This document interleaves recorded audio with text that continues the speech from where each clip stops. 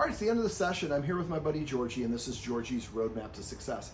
Now, Georgie is a great dog. I don't think that he is at all aggressive. I just think that he was socialized when he was younger, and then went and stayed with somebody else, and really didn't get a lot of socialization. Probably lost some of his socialization skills. So if you have a young dog, make sure you socialize them in a positive way around other dogs, and try to continue to do that, because it's a perishable skill just like anything else. All right, so we started off this session by going over what a marker word is. And I'm going to send the Guardian a little summary of some of these videos, but the marker word, make sure you load that, walk around your house saying the word. We also went over hand targeting so that you can practice your timing. That's also a wonderful exercise for you to do with guests. So if you're doing the hand targeting and then your guest does that, if he chooses not to come over, that's his way of saying, I don't want to interact with the guest, which is okay. It just tells you how Georgie feels about it. Now, we use hand targeting to redirect dogs, reposition them without having to manhandle them. You can also use an alternative recall. Then we went over dog celebrating desired behaviors. Most people reward their dog for doing the things they don't want. The dog barks at the window, they say no, which is what was going on here. That attention is rewarding. That will make your dog more likely to do it. Anything your dog is doing right before you give them attention is what you are specifically rewarding them to do. One of the most common mistakes I've seen people make with their dogs is that they reward them by punishing or correcting them or disagreeing with them when they offer unwanted behaviors. And it doesn't stop it. That's why I ended up getting called. So the better thing to do is I like to use what's called a pause interrupter. Can you see him in the shot? Puppy, puppy, puppy. So that's what's called a pause interrupter. Pause interrupter is a sound that we make that attracts the dog's attention. So if he was over here at the window and he was like, he hears something, he hasn't started barking, but he hears it and he's getting ready to, and I say puppy 3 times in a high-pitched voice, so it's what a lot of breeders say before they bring out food for little puppies. And that's the one he responded to the best. So if I make that sound, I'm not giving him attention. I'm just making an interesting sound that he finds attractive. He looks at me. When he looks at me, then I say touch, the hand targeting cue, and he should run over and touch his nose to your hand. You have now redirected positively him away from the thing that you don't want. Now, in order for you to do that, you say puppy, puppy, puppy, give him a treat. Take a couple steps, puppy, puppy, puppy, give him a treat. And make sure you say high-pitched, yes, puppy. And 3 times in a row, very quick cadence like that, yes. Celebrating is just like that, just patting him every time he sits, lays down, comes to you, eye contact, drops the ball, goes to his dog bed. The more you reward him for the things that you find desirable, the more he's going to offer those particular behaviors, and think of those things as his job. Right now, I think part of his job is to protect my mom, and mom doesn't want him to do that. But since he doesn't have a job, he's trying to figure it out on his own. So getting into a habit of rewarding him when he offers desired behaviors is severely underrated and supremely helpful if you get in the habit of doing it. So if you have to, put some post-it notes around your house and have your friends remind you, celebrate. All right, the other thing we went over is the manners lesson, and that's basically if Georgie comes over and nudges or paws at you or barks for attention, he's saying, give me some chicken nuggets. So what you're going to do is you're going to give him a redirect 1 time, and he has 3 seconds to comply. Tell him to sit or lay down or touch. Don't ask for a shake or paw. If you say sit and he sits, you say yes and give him a treat or a pet, and then give him a little bit more or whatever you want. If he doesn't, you just lean back and go back to watching TV, reading a book, playing your guitar, whatever else you were wanting to do. You're not punishing him, you're teaching him, if you do what I want, you're going to reward. If you do what you want, you do you, but I'm not going to reward you for it. There's a difference between punishment and not giving him something that he wants. Not giving him something he wants will motivate him to continue looking for it. That's why I always tell people with a marker word, don't ever say the marker if the dog gets close but doesn't do the action, unless you're doing a shaping, because it confuses the dog. If I say sit and he lays down and I say yes and give him a pet, I'm going to confuse him because he thinks that sit means lay down. And then later on when I tell him to lay down and he sits, or whatever, vice versa, then it's frustration. So not marking when the dog doesn't do what you want is half of how they learn if you're using the marker word. So make sure that if he doesn't achieve it, don't say it, but try to use it as much as possible. When we were at that park, every time that he looked at another dog, I told you to pet him. So every time you pass a dog, he does well, yes, and pet him. Mark the activities that you want. Sitting, coming, laying down, but also looking at other dogs, passing other dogs. If I would love to give him a treat, but he was so aroused outside, he was not interested in taking treats, so we'll just use the attention. Now, dogs do find a circle being traced on their chest to be very calming. A lot of dogs like their butt being scratched. A lot of dogs like their belly, male dogs like their belly being scratched, kind of the smooth area right above their pee-pee. And a lot of dogs like it when you kind of rock them behind the ear, or if you put your thumb in the ear and kind of rotate it around a little bit. Every dog, just like us, some people like having their hands through the hair, others don't. So find what he likes to do. Remember, his affirmation signals for dogs are nose going up, squinty, sleepy eyes, licking or kissing you, leaning against you, or if you're petting them, putting their paw on your arm. And also, don't be afraid to do a consent check. If you're petting him, and this is Georgie's mouth, if I'm petting George and I want to see if he's maybe wants more pets, I might hold my head over here and go like this. Does Georgie come up and put his chin over? He's saying, I want more pets. If he turns his head to the side, he's saying no. If you're out and about and somebody wants to meet him, I would just, can I meet your dog? We should just ask people to hold their hand out in front of him, see if he wants to meet you. He's kind of, sometimes he's a little bit aloof. How's he going to tell me he's going to meet you? Meet me. He'll nudge his nose to your hand if he wants, and he'll turn his head to the side if he doesn't. If you call that shot ahead of time, and people are respectful, most people will hold their hand out, and they shouldn't put it in his face. They should just hold it out at nose level, about 6 to 12 inches away from their body. That's a pretty universal invitation for dogs. And if he goes like this, or doesn't look at it, or refuses to look, those are cutoff signals. He's saying, no, I don't want to meet that person, and that's okay. Just say, oh, it looks like Georgie doesn't want to meet anybody today. Hopefully we'll see you another time, and just walk off. Now, you do want to talk to other people. We were talking about how do we approach. Remember, positive or compliment is always the best way to start. So what I would do is if you see another dog and its energy seems amicable, judge the other person's dog. There's nothing wrong with that. Don't introduce him to dogs if you don't think that he's going to do well.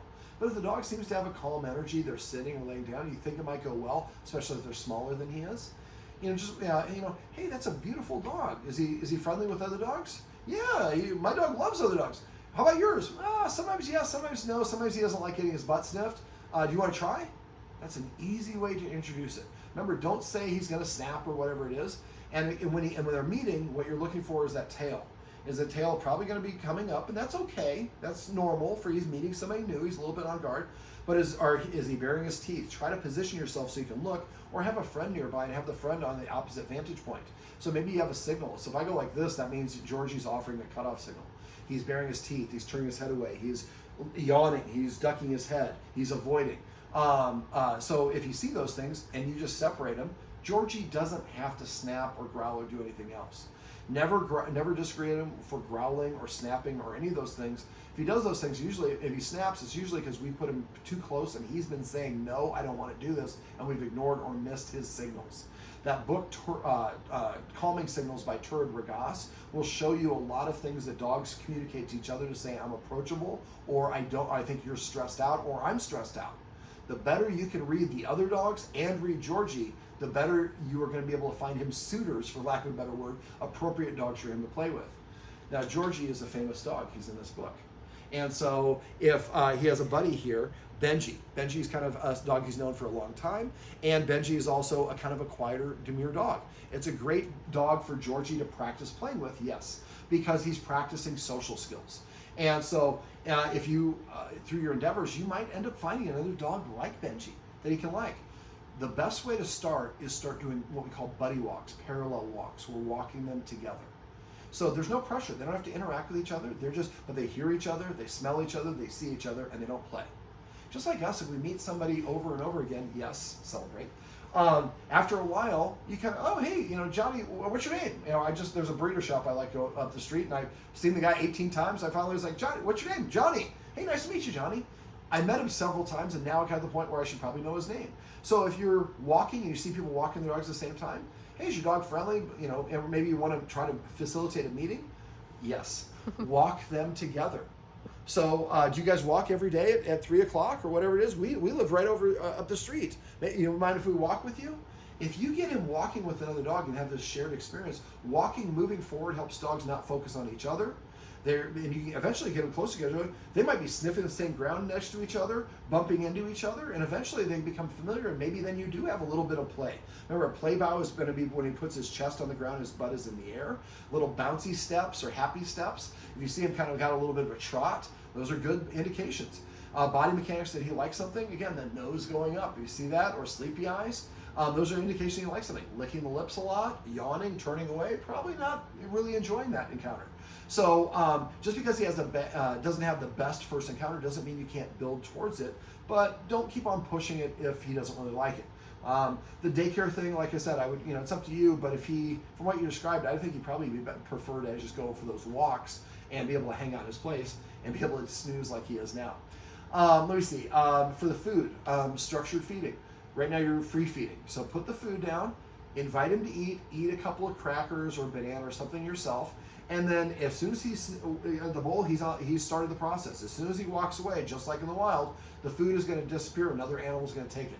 You're not going to eat it since you use Healthy Pet. Just go ahead and put it in a Tupperware thing, put it back in the fridge so you can reuse it again, and put the empty bowl back down. It's important to put the empty bowl back down. But don't say it's no punishment. It's okay if he doesn't want to eat. But I bet you 99% of the time he goes and licks that empty bowl because now he recognizes it's empty.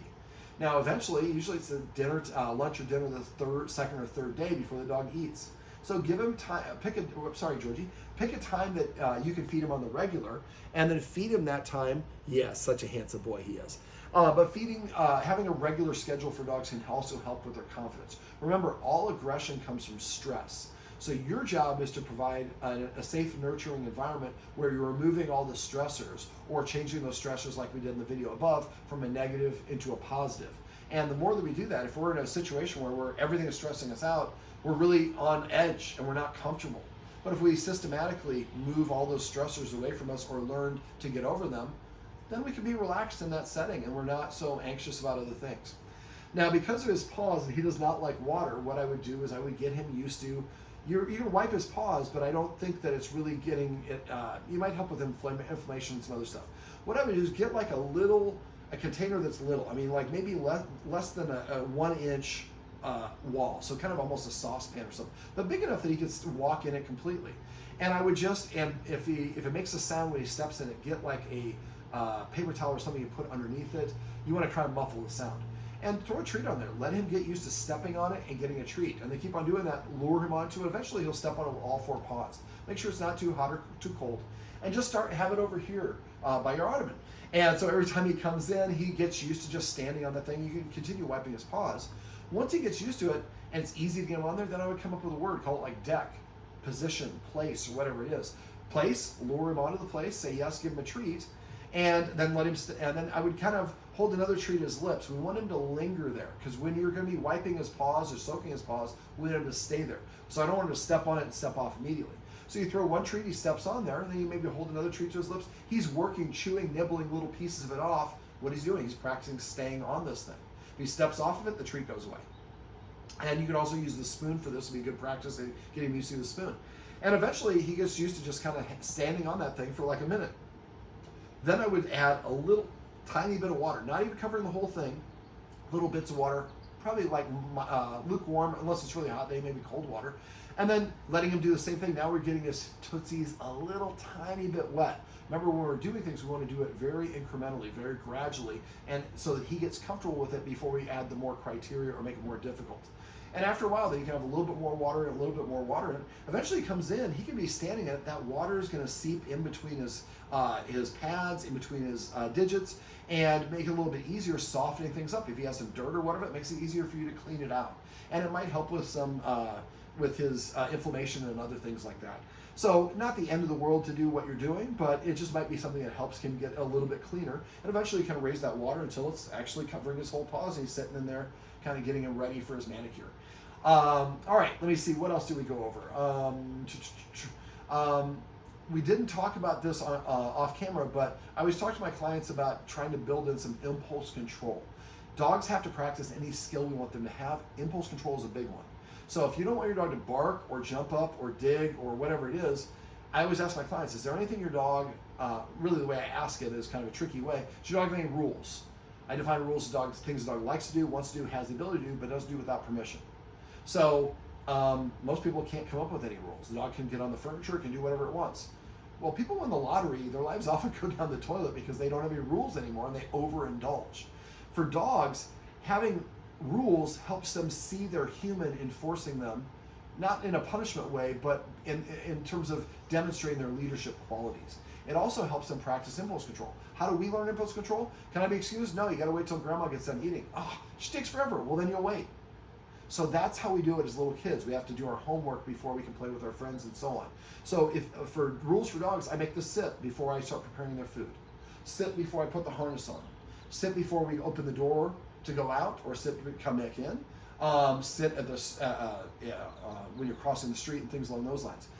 He's allowed to be on the furniture. He's just going to jump up. But if you want to pet him, tell him to sit first. If he sits, yes, and then I pet him. If you say sit and he doesn't pet, just lean back like I talked about earlier, watch TV or do make some write a poem or whatever else that you were doing. And so you're teaching him, I like to give you attention, but mommy asked me to sit or lay down first, and if I do it, I get attention. If I don't, she's on to the next thing. I'm the one missing out.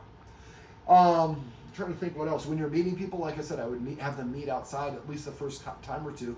Remember, front-facing approach is confrontational. So if they can be seated and he approaches them from the side or slightly from behind, and he's approaching them, we know we have his consent. Trying to think, is there anything else you want me to go over? You went over meeting people. Meeting people? Yep. I Yeah. think you did that. Yeah, I think that's it. Okay. Now, if you think of other things, even if it's not stuff that we went over, please let me know. I'm happy to help. But I can only help you if you let me know that you need some assistance. So don't hesitate if it's a question. And if you're having problems with the counter conditioning exercise we did in the video above, try to have one of your friends over in the kitchen. They can move the camera around and frame it. But keeping it sideways like this makes it easier when you see it. A lot of people send these videos up and down, and I can't see what's going on here. That's really important for me to diagnose it. Georgie, come here. Georgie. He's tired. Come here, Georgie. Come here, buddy. Come here. Georgie, come here. It's like, nope. And I'm not going to force him. It would be better if he was on the couch for me, but he chose not to, and that's okay. So this is my buddy Georgie, and this is Georgie's roadmap to success. Remember, everything you do trains your dog. Only sometimes you mean it.